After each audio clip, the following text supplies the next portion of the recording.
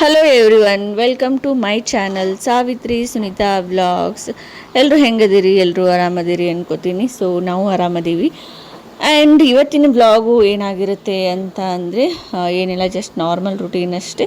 ಇವಾಗ ನನ್ನ ರುಟೀನ್ ಯಾವ ಥರ ಇದೆ ಅನ್ನೋದನ್ನು ನಿಮ್ಮ ಜೊತೆ ಶೇರ್ ಮಾಡ್ಕೊಂಡಿದ್ದೀನಿ. ನನ್ನ ಮಗಳು ಎದ್ಲು.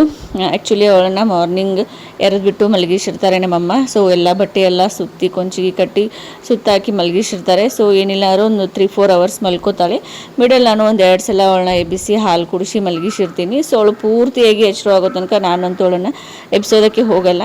ಸೊ ಇವಾಗ ಮಧ್ಯಾಹ್ನ 1:30 ಟೈಮ್ ಆಗಿತ್ತು. ಸೊ 1:30 ಆಗಿತ್ತು. ಸೊ ಎದ್ಲು. ಸೊ ಪೂರ್ತಿಯಾಗಿಯೇ ಎದ್ದಿದ್ಲು, ಅಳಾತಿದ್ಲು. ಹಾಗಾಗಿ ಅವಳನ್ನು ಹಾಲು ಕುಡಿಸಿ ಹಾಗೆ ಕಾಟ್ ಮೇಲೆ ಹಾಕಿದ್ದೆ. ಇವಾಗ ಅವಳನ್ನು ರೆಡಿ ಮಾಡಬೇಕು. ಸೊ ಪೂರ್ತಿಯಾಗಿ ಅವಳು ಎದ್ಮೇಲೆ ಅವಳನ್ನು ರೆಡಿ ಮಾಡ್ತೀನಿ. ಸೊ ರೆಡಿ ಅಂತಂದರೆ ಅವಳನ್ನ ಡ್ರೆಸ್ಅಪ್ ಮಾಡೋದು, ಆಮೇಲೆ ಸ್ವಲ್ಪ ಪೌಡ್ರು ಕಾಡಿಗೆ ಹಾಕಿ, ಆಮೇಲೆ ಒಂದು ಸ್ವಲ್ಪ ಮೆಡಿಸಿನ್ ಇದ್ದಾವೆ ಅವಳಿಗೆ. ಸೊ ಮೆಡಿಸಿನನ್ನು ಹಾಕಿದರೆ ಮುಗೀತು, ರೆಡಿ ಆಗಿಬಿಡ್ತಾಳೆ. ಅದಾದಮೇಲೆ ಒಂದು 2 ಅವರ್ಸ್ ಆಟ ಆಡ್ತಾಳೆ. ಆಮೇಲೆ ಮತ್ತೆ ಹಾಲು ಕುಡಿದು ಮತ್ತೆ ಮಲ್ಕೊಂಡ್ಬಿಡ್ತಾಳೆ. ಸೊ ಇವಾಗ ಅವಳ ಜೊತೆ ನನ್ನ ರುಟೀನ್ ಯಾವ ಥರ ಇದೆ ಅನ್ನೋದನ್ನು ಇಲ್ಲಿ ಶೇರ್ ಮಾಡಿದ್ದೀನಿ. ಸೊ ಅವಳಿಗೆ ಅಂತ ಹೇಳಿ ಒಂದು 3-4 ಜೊತೆ ಬಟ್ಟೆನ ತೊಗೊಂಡೆ. ಅಂದರೆ ಅವಳನ್ನು ಇವಾಗ ಬಟ್ಟೆ ಎಲ್ಲ ತೆಗೆದು ಬೇರೆ ಬಟ್ಟೆ ಎಲ್ಲ ಹಾಕಬೇಕಲ್ಲ. ಆಮೇಲೆ ಸಿರಪನ್ನು ತೊಗೊಂಡೆ. ಆಮೇಲೆ ಕಾಡ್ಗಿ, ಆಮೇಲೆ ಪೌಡ್ರ್ ಡಬ್ಬಿ, ಇದೆಲ್ಲನೂ ಅಲ್ಲೇ ಪಕ್ಕದಲ್ಲೇ ಇಟ್ಕೊಂಡು ಕೂತ್ಕೋಬೇಕು. ಅಂದರೆ ಒಂದ್ಸಲ ಅವಳನ್ನು ತೊಡೆ ಮೇಲೆ ಹಾಕೊಂಡು ಕೂತ ಮೇಲೆ ವಾಪಸ್ ಎದ್ದು ಅವನ್ನೆಲ್ಲ ತೊಗೊಳ್ಳೋದಕ್ಕೆ ಆಗೋದಿಲ್ಲಲ್ಲ. ಸೊ ಹೀಗಾಗಿ ಎಲ್ಲನೂ ಒಂದೇ ನನ್ನ ಹತ್ರನೇ ಇಟ್ಕೊಂಡು ಆಮೇಲೆ ಅವಳನ್ನು ತೊಡೆ ಮೇಲೆ ಹಾಕ್ಕೊಂಡು ಕುಂತ್ಬಿಡ್ತೀನಿ. ಸೊ ಇವಾಗ ಅವಳಿಗೆ ಎಲ್ಲ ಬಟ್ಟೆ ಎಲ್ಲ ತೆಗೆದು ಸಿರಪ್ ಹಾಕತ್ತಿದ್ದೆ. ಆ್ಯಕ್ಚುಲಿ ಡೈಲಿ ನಮ್ಮ ಅಮ್ಮನೇ ಸಿರಪ್ ಹಾಕ್ತಿದ್ರು. ಡೈಲಿ ಅಂದರೆ ಕೆಲವೊಂದು ಸಲ ನಮ್ಮ ಅಮ್ಮನೇ ಸಿರಪ್ ಹಾಕ್ತಾರೆ. ಇವಾಗ ನಾನೇ ಹಾಕೊಳ್ಳೋದಕ್ಕೆ ರೂಢಿ ಮಾಡಿದ್ದೀನಿ. ನನಗೆ ಸಿರಪ್ ಹಾಕೋದಕ್ಕೆ ಬರ್ತಿರಲಿಲ್ಲ. ನಮ್ಮಮ್ಮ ಬೈದರು, ಸಿರಪ್ ಹಾಕೋದಕ್ಕೆ ಕಲ್ಕೋ, ಪ್ರತಿ ಸಲನೇ ನಾನೇ ಹಾಕ್ಬೇಕನ್ನಂತ ಹೇಳಿ. ಸೊ ಹೀಗಾಗಿ ಅವಳಿಗೆ ನಾನೇ ಸಿರಪ್ ಹಾಕೋದಕ್ಕೆ ಟ್ರೈ ಮಾಡತ್ತೀನಿ ಇಲ್ಲಿ. ಆ್ಯಕ್ಚುಲಿ ಇಲ್ಲಿ ಅವಳಿಗೆ ವಿಟಮಿನ್ D3 ಆಮೇಲೆ ಒಂದು ಕ್ಯಾಲ್ಸಿಯಂ ಔಷಧ ಕೊಟ್ಟಿದ್ದರು. ಅದನ್ನ 9 ಮಂತ್ಸ್ವರೆಗೂ ಹಾಕು ಅಂತ ಹೇಳಿದ್ದಾರೆ. ಬಟ್ ನಾನು ಅರೌಂಡ್ ಒಂದು 6 ಮಂತ್ ತನಕ ಹಾಕಬೇಕು ಅಂತ ಅಂದ್ಕೊಂಡಿದ್ದೀನಿ ಅಷ್ಟೇ. ಅದಾದಮೇಲೆ ಅವಳು ಹೆಂಗಾದರೂ ಸಾಲಿಡ್ ಫುಡ್ ಎಲ್ಲ ತೊಗೋತಾಳಲ್ಲ, ಸೊ ಅದರಲ್ಲೇ ಅವಳಿಗೆ ಬ್ಯಾಲೆನ್ಸ್ ಆಗುತ್ತೆ. ಹೀಗಾಗಿ ಅಲ್ಲಿ ತನಕ ಆದರೂ ಅವಳಿಗೆ ಸಿರಪ್ ಹಾಕೋದಕ್ಕೆ ರೂಢಿ ಮಾಡ್ಕೋಬೇಕಲ್ಲ. ಸೊ ಹೀಗಾಗಿ ನಾನೇ ಇವತ್ತು ಸಿರಫನ್ನು ಹಾಕ್ತಾಯಿದ್ದೆ. ಆ್ಯಕ್ಚುಲಿ ಚಿಕ್ಕ ಮಕ್ಕಳಿಗೆ ಔಷಧ ಹಾಕೋದು ಅಂತ ಅಂದರೆ ಒಂದು ದೊಡ್ಡ ಕಷ್ಟದ ಕೆಲಸನೇ. ನಾ ಜಸ್ಟ್ ಒಂದು ಡ್ರಾಪ್ ಬಿಡ್ತಾಯಿದ್ದೆ ಅವಳ ಬಾಯಲ್ಲಿ, ಅವಳು ಪುರ್ರ ಅಂತ ಉಗುಳ್ತಾ ಇದ್ಲು. ಸೊ ಅಷ್ಟಕ್ಕೆ ಕಾಡ್ಸತ್ತಿದ್ಲು ನನ್ನ. ಬಟ್ ಆದ್ರೂ ಪೇಷನ್ಸಿಂದಾನೇ ಒಂದೊಂದು ಡ್ರಾಪ್ಸೇ ಹಾಕ್ತಾಯಿದ್ದೆ. ಬಟ್ ಅವಳು ಹಾಗೆ ಪುರ್ರ ಅಂತ ಮಾಡ್ತಾಯಿದ್ಲು. ಬಟ್ ಏನೂ ಮಾಡೋದಕ್ಕಾಗಲ್ಲ. ಸೊ ಚಿಕ್ಕ ಮಕ್ಕಳೆಲ್ಲ, ಸೊ ಏನೂ ಗೊತ್ತಾಗಂಗಿಲ್ಲ ಅವ್ರಿಗೆ. ಆದಷ್ಟು ನಾವೇ ಪೇಷನ್ಸಿಂದಾನೇ ಹಾಕಬೇಕು. ಅದಾದಮೇಲೆ ಒಂದು ಹಸಿ ಬಟ್ಟೆನ ಇಟ್ಕೊಂಡಿರ್ತೀನಿ. ಅಂದರೆ ಬಿಸಿನೀರಲ್ಲಿ ಎದ್ದು ಒಂದು ಬಟ್ಟೆನ ಪಕ್ಕದಲ್ಲೇ ಇಟ್ಕೊಂಡಿರ್ತೀನಿ. ಸಿರಫ್ ಎಲ್ಲ ಹಾಕಿದ ಮೇಲೆ ಎಲ್ಲ ಅವಳ ಬಾಯಿ ಆಮೇಲೆ ಕೊರಳ ಹತ್ರ ಎಲ್ಲನೂ ಒಂದು ಸ್ವಲ್ಪ ಬಿದ್ದಿರುತ್ತಲ್ಲ. ಅಂದರೆ ಔಷಧ ಹಾಕಿದಾಗ ಪುರ್ರ ಅಂತ ಮಾಡಿರ್ತಾಳಲ್ಲ, ಆವಾಗ ಬಾಯಿ ಆಮೇಲೆ ಕೊರಳ ಹತ್ರ ಎಲ್ಲನೂ ಬಿದ್ದಿರುತ್ತೆ. ಸೊ ಅದೆಲ್ಲನೂ ಕ್ಲೀನ್ ಮಾಡ್ಕೊಂಡ್ಬಿಡ್ತೀನಿ. ಇಲ್ಲ ಅಂತಂದರೆ ಜಿಬಿ ಆಗಿಬಿಡುತ್ತೆ, ಅವಳಿಗೂ ಕಂಫರ್ಟ್ ಆಗಲ್ಲ. ಆಮೇಲೆ ಏನಾದರೂ ಇರಿಬಿ ಅದು ಇದು ಬಂದರೆ ಅಂತ ಹೇಳಿ ಅದೊಂದು ಭಯ ಇರುತ್ತೆ. ಸೊ ಹೀಗಾಗಿ ಸಿರಫ್ ಹಾಕಿದ ತಕ್ಷಣ ಎಲ್ಲನೂ ಕ್ಲೀನ್ ಮಾಡ್ಕೊಂಡ್ಬಿಡ್ತೀನಿ ಒಂದ್ಸಲ. ಆಮೇಲೆ ಅದಕ್ಕಿಂತ ದೊಡ್ಡ ಕೆಲಸ ಪೌಡ್ರ್ ಹಚ್ಚೋದು, ಆಮೇಲೆ ಕಾಡಿಗೆ ಹಚ್ಚೋದು. ಇದಂತೂ ನನಗಿಷ್ಟ ಇರೋದೇ ಇಲ್ಲ ಹೇಳಬೇಕಂದ್ರೆ. ನಮ್ಮ ಮಮ್ಮಿ ಬೈತಾರೆ ಅಂಥೇಳಿ ಪೌಡ್ರು ಆಮೇಲೆ ಕಾಡಿಗೆನ ಹಾಕ್ತೀನಿ. ಆ್ಯಕ್ಚುಲಿ ಹುಡುಗರಿಗೆ, ಸಣ್ಣ ಮಕ್ಕಳಿಗೆ ಪೌಡ್ರೆಲ್ಲ ಹಚ್ಚಲೇಬಾರ್ದು ಹೇಳಬೇಕಂದ್ರೆ. ಯಾಕಂದರೆ ಇವಾಗ ಅವ್ರ ಸ್ಕಿನ್ ಫುಲ್ ಸೆನ್ಸಿಟಿವ್ ಇರುತ್ತೆ. ಆಮೇಲೆ ಫುಲ್ ಸ್ಕಿನ್ ಎಲ್ಲನೂ ಇವಾಗ ಗ್ರೋತ್ ಆಗ್ತಿರುತ್ತೆ, ಅಂದರೆ ಫುಲ್ ಬೆಳವಣಿಗೆ ಆಗ್ತಿರುತ್ತಿತ್ತಲ್ಲ. ಸೊ ಹೀಗಾಗಿ ಒಂದು ಸ್ವಲ್ಪ ಸ್ಕಿನ್ನಲ್ಲಿ ಗಾಳಿ ಎಲ್ಲ ಆಡಬೇಕು ಮಕ್ಕಳಿಗೆ. ಸೊ ಹೀಗಾಗಿ ಪೌಡ್ರ್ ಎಲ್ಲ ಹಚ್ಚಲೇಬಾರ್ದು.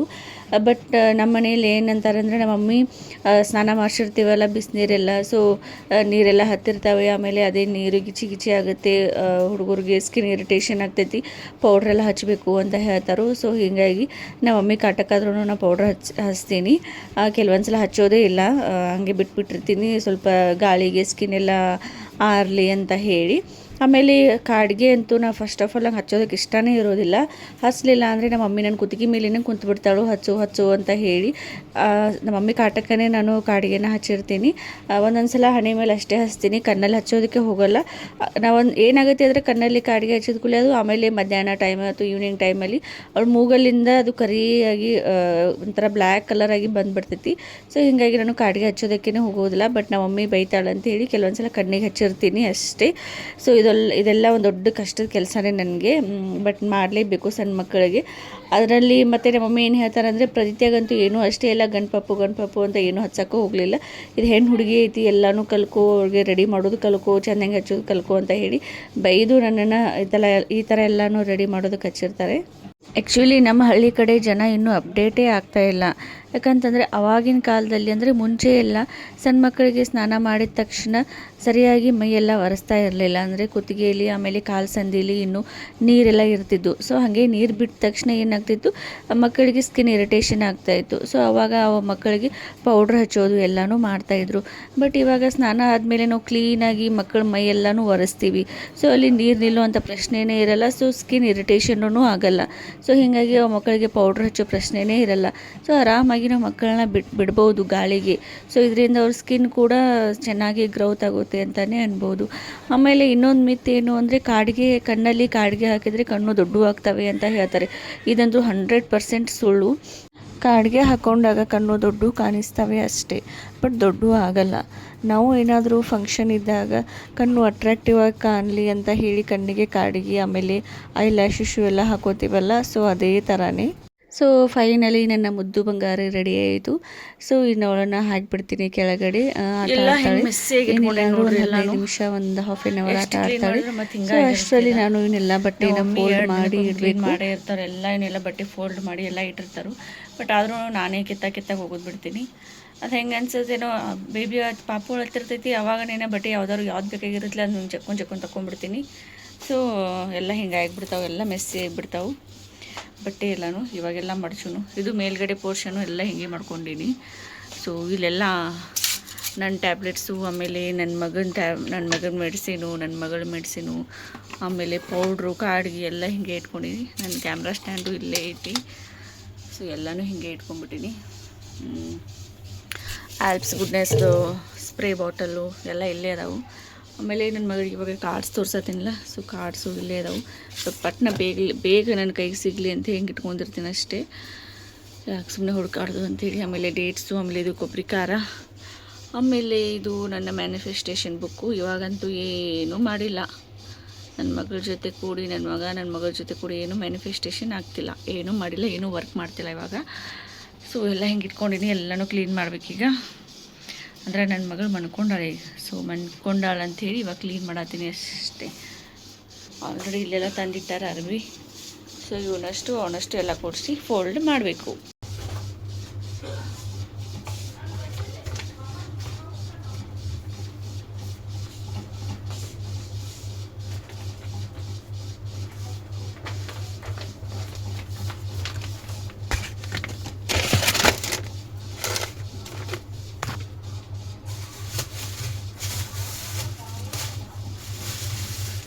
ನಮ್ಮ ಐ ಸೀರೆನೂ ಇದ್ರಾಗ ನಿನ್ನೆ ನಮ್ಮ ಐ ಸೀರೆ ತೊಗೊಂಡ್ಬಂದರು, ತೋರಿಸ್ತಿರ್ತಾರೆ. ಇದು ನಮ್ಮ ಐ ಸೀರೆನೂ ನನ್ನ ಮಗಳ ಅರ್ಬ್ಯಾಗನೇ ಇಟ್ಬಿಟ್ಟಾರ ಅವನು. ಇದೊಂದು, ಆಮೇಲೆ ಇದೊಂದು ಚೆಂದ ಐತಲ್ಲ ಕಲರ್.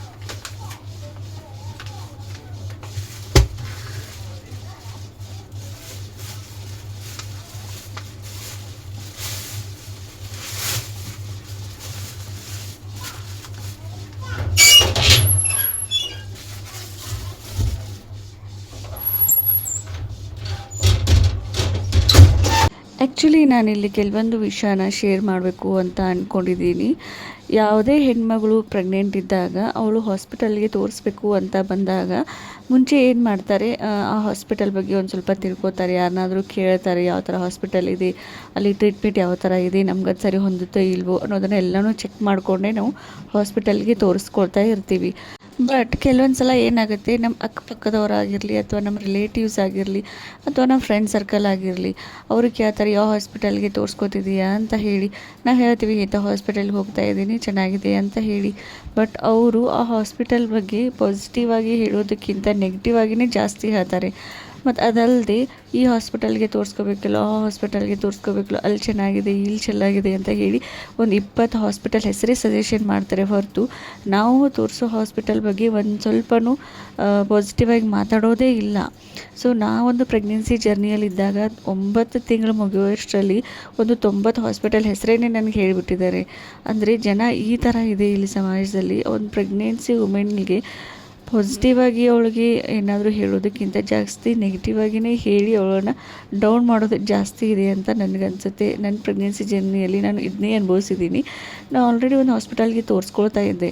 ಅಲ್ಲಿ ಚೆನ್ನಾಗಿದೆ ತೋರಿಸ್ಕೊ ಅನ್ನೋದಕ್ಕಿಂತ ಅಲ್ಲೇನು ಮಾಡ್ತಿ, ಇಲ್ಲಿ ಹೋಗು, ಇಲ್ಲೇನು ಮಾಡ್ತಿ, ಅಲ್ಲಿ ಹೋಗು ಅಂತಲೇ ಹೇಳಿದ್ದಾರೆ. ಬಟ್ ಒಬ್ಬರು ಬಾಯಿಯಿಂದನೂ ಒಂದು ಹಾಸ್ಪಿಟಲ್ ಹೆಸರು ಬಂದಿದ್ದು ಮತ್ತೊಬ್ಬರ ಬಾಯಲ್ಲಿ ಬಂದೇ ಇಲ್ಲ. ನಾನೇ ಕೆಲವೊಂದು ಸಲ ಡಿಪ್ರೆಷನ್ಗೆ ಹೋಗಬೇಕು ಆ ಥರ ಥಿಂಕ್ ಮಾಡ್ತಿದ್ದೆ. ಏನಾದರೂ ಆದರೆ ಏನು ಮಾಡೋದು ಅಂತ ಹೇಳಿ ಭಯ ಆಗ್ತಾಯಿತ್ತು. ಬಟ್ ದೇವ್ರ ಮೇಲೆ ಭಾರ ಹಾಕಿ ಆದಷ್ಟು ಪಾಸಿಟಿವ್ ಆಗಿಯೇ ಇರೋದಕ್ಕೆ ಟ್ರೈ ಮಾಡ್ತಿದ್ದೆ. ಬಟ್ ಕೊನೆಗೂ ಎಲ್ಲನೂ ಒಳ್ಳೆಯದೇ ಆಯಿತು. ನಾನಿಲ್ಲಿ ಹೇಳೋದು ಇಷ್ಟೇ, ಅದೇನಂತಂದರೆ ಒಬ್ಬರು ಹೆಣ್ಮಗಳು ಪ್ರೆಗ್ನೆಂಟಲ್ಲಿದ್ದಾಗ ಅವಳ ಮನಸ್ಸು ಸ್ವಲ್ಪ ಸೆನ್ಸಿಟಿವ್ ಆಗಿರುತ್ತೆ, ಆಮೇಲೆ ಮೈಂಡು ಸೆನ್ಸಿಟಿವ್ ಆಗಿರುತ್ತೆ. ಸೊ ಪ್ರತಿಯೊಂದೂ ಅವಳ ಮಗು ಬಗ್ಗೆನೇ ಥಿಂಕ್ ಮಾಡ್ತಿರ್ತಾಳೆ. ಸೊ ಫುಲ್ ಅವಳು ಸೆನ್ಸಿಟಿವಲ್ಲೇ ಇರ್ತಾಳೆ. ಸೊ ಅವಳಿಗೆ ಒಂದು ಪಾಸಿಟಿವ್ ಆಗಿ ನಾವು ಹೇಳೋದಕ್ಕೆ ಆಗಲಿಲ್ಲ ಅಂತಂದ್ರೂ ನೆಗೆಟಿವ್ ಆಗಿ ಏನೇನೋ ಹೇಳೋದಕ್ಕೆ ಹೋಗಬೇಡಿ. ಸೊ ಇದು ನನ್ನ ಒಂದು ಎಕ್ಸ್ಪೀರಿಯೆನ್ಸ್ ಆಗಿದೆ. ಸೊ ಅದ್ರ ಸಲುವಾಗಿ ನಾವೊಂದು ವಿಡಿಯೋ ಮೂಲಕ ಇಲ್ಲಿ ಶೇರ್ ಮಾಡ್ಕೊಳತ್ತೀನಿ ಅಷ್ಟೇ. ಸೊ ಇದಾಗಿತ್ತು ನನ್ನ ಒಂದು vlog. Thank you so much for watching my YouTube channel. Thank you.